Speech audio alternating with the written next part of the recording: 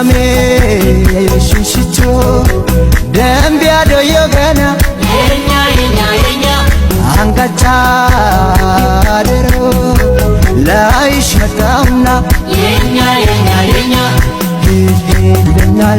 መልከስ ስፌ ይታ ባታ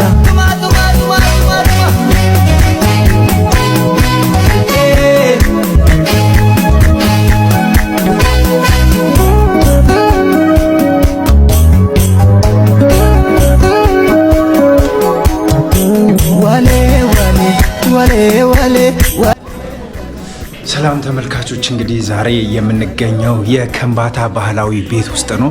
የከምባታ ባህላዊ ቤት እንግዲህ እንደምታዩት እጅግ በጣም ገራሚ፣ በጣም የሚያምር፣ በጣም የሚያስደምም ከሌሎች የኢትዮጵያ ክፍሎች አካባቢ ከሚሰሩ ባህላዊ ቤቶች በተለየ መልኩ ነው የሚሰራው። በጣም ያስገረመኝን ነገር ላሳያችሁ።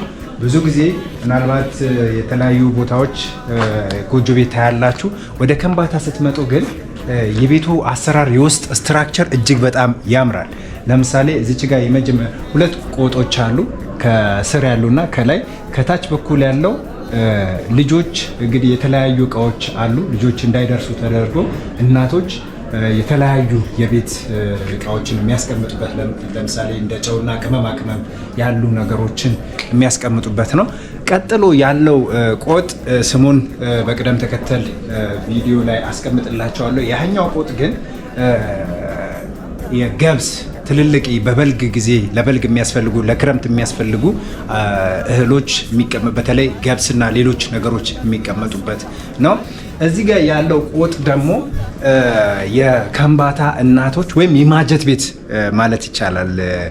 ላይክ እንደ ኪችን የሆነና የማጀት እቃዎች እናቶች የሚያስቀምጡበት ነው። እንስራ ሊሆን ይችላል፣ ምጣድ፣ ሌሎች ነገሮች ይሆናሉ።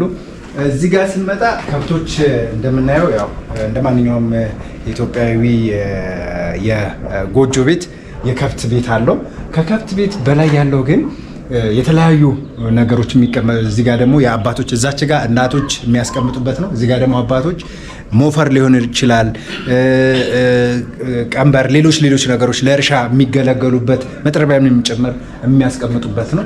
ሌላው በጣም ኢንተረስቲንግ ነገር ፈረስ በሀገራችን ታሪክ ውስጥ ትልቅ ቦታ አለው እና ፈረስ በለቅሶ፣ በሰርግ፣ በጦርነት ወቅት ትልቅ ቦታ አለው እና በከምባታ ባህላዊ ቤቱም ለፈረስ የተለየ ቦታ አለው። ከከብቶች ተለይቶ የተለየ ቦታ ተሰርቶለታል። እንደምታዩት የፈረሱ አልባስ ወይም ልባስ እዚች ጋ አለ።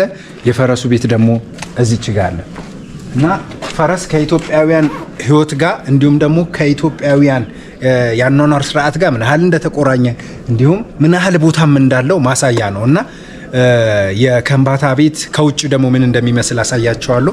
እጅግ በጣም የሚያምር፣ በጣም ደስ የሚል፣ ቀልብን የሚገዛ ቤት ነው። ውስጥ ራሱ ስገቡ ድባቡ እጅግ በጣም ደስ ይላል። የመሰሶ አቋቋም፣ እያንዳንዱ የጣራው ስትራክቸር፣ የውስጥ ውበት እጅግ በጣም ደስ ይላል። ሌላውንም በዚሁ መልክ የማሳያቸው ይሆናል። መልካም ጊዜ። የአራት ቆጣ ልዩነት በዚህ ልክ ነው የምንረዳው። እስኪ በቅደም ተከተል አሁን ጥራቸው። ይሄ ትንሹ ቆጣ ምን ይባላል? ጊራ ቆጣ ይባላል። ቀጥሎ ያለው ትልቁ ቆጣ ይባላል። ይሄ ከምባተኛ ምን ይባላል? ከምባተኛ ሻኮ ቆጣ። ጊራ ቆጣ፣ ሻኮ ቆጣ፣ ዱሚ ቆጣ እዛ ለሊ ቆጣ የከብቶች አሁን እኮ ተቀሸል ይዳባ ለሊ ቆሊ ቆጣ የለው ካን ቆሊ ቆጣ ለሊ ቆጣ ለሉ ማለት ከብት ቆጣ በጣም ማለት ከከብቶች በላይ በኩል ያለው ቆጣ ማለት ነው። ቆጣ ማለት እንደዛ ነው። ዱራሜ ሽሽቾ ደምቢያ ዶዮገና የኛ አንጋቻ። ሰላም ተመልካቾቼ እንደምቆያችሁ። እንግዲህ ዛሬ የምንገኘው በሀምበሪቾ ተራራ ስር ነው። ይሄ እንግዲህ የተራራውን ምስል አስገባላችኋለሁ። በሀምበሪቾ ተራራ ስር ነው የምንገኘው። ይህ አሁን ያለውበት ቦታ የፈረስ መግሪያ ቦታ ነው፣ ወይም የፈረስ መጋለቢያ። እጅግ በጣም ታሪካዊ ቦታ ነው። በተለይ ከአድዋ ድል ጋር የተያያዘ ሰፊ ታሪክ አለ። ይህ ቦታ እንግዲህ ፈረስ መግሪያ ወይም ፈረስ መጋለቢያ ቦታ ይባላል። ይህ ቦታ ወደ አድዋ ሲዘመት 15,000 ጦር ተደራጅቶ ተመካክሮ የዘመተበት ወደ አድዋ ጉዞ የተደረገበት ቦታ ነው። በዛን ሰዓት የአካባቢው አውራጃው ገዢ የነበሩት ጌጃ ገሪቦ የሀዲያንና የከምባታን 15,000 ጦር አስተባብሮ የተነሱበት ቦታ ነው። እንግዲህ 777 ላይ ነው ያለ ነው። 7 በብዙ ሃይማኖቶች እንዲሁም ደግሞ በተለያዩ የዓለማችን ሕዝብ ማህበረሰብ ዘንድ የፍጽምና ምልክት ነው። 7 ወደ ከምባታ ደግሞ ስንመጣ 7 ብዙ ነገሮች አሉ። የ7 ጅረቶች ለምሳሌ የከምባታን ማህበረሰብ የመሰረቱት 7 ጎሳዎች ናቸው። 7 ጅረቶች እንዲሁም ደግሞ የአንበሪቾን ተራራ የመሰረቱት ተራሮች የ7 ተራሮች ጥምር ነው። አንበሪቾ ተራራ 7 ጎሳዎች፣ 7 ተራሮች፣ 7 ጅረቶች እንዲሁም እነዚህ የከምባታን ማህበረሰብ መሰረቱ የሚባሉ ጎሳዎች ከዚህ ከ7 ጅረት ወይም ከ7 ምንጭ የሚወጣውን ውሃ አንድ ቦታ የሚገጣጠምበት ቦታ ላይ ሄደው ውሃውን ጠጥተው ቃል ኪዳን ገብተዋል። ከዚህ ከገጠመ ከአንድ ምንጭ ውሃ ጠጥተናልና አንድነታችን አጽንተናል፣ በአንድነታችን ጸንተናል የሚል ቃል ኪዳን ገብተዋል እና 7 የቃል ኪዳን ምልክት ነው፣ የአንድነት ምልክት ነው፣ የብዙ ነገር ምልክት ነው እና 7 በከምባታ ማህበረሰብ ዘንድ በጣም ብዙ አይነት ትርጉም አለው።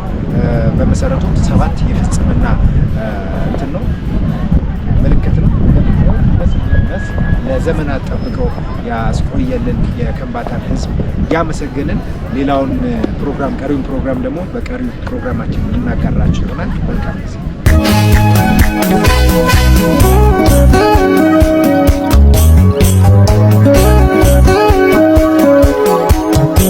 ዋሌ ዋሌ ዋሌ ዋሌ ዋሌ ዋሌ ዋሌ ዋሌ ዋሌ ከምባቱ ዋሌ ዋሌ ዋሌ ዱራሜ ዋሌ ዋሊ ኦሮሚ ናናካኪ ማሳውንታ ዋሊ ኦሮሚ ናማካኪ ማሳውንታ ዋሊ ኦሮሚ ኢላሙኪ ማሳውንታ ዋሊ ኦሮሚ ኢላሙኪ ማሳውንታ ዱራሜ ሽሽቾ ደምቢያ ዶዮ ገና የኛ የኛ የኛ አንጋቻ ደሮ ላይሽ መጣውና የኛ የኛ የኛ ይለኛል መልከስ ስፌ ይቢታ ባታ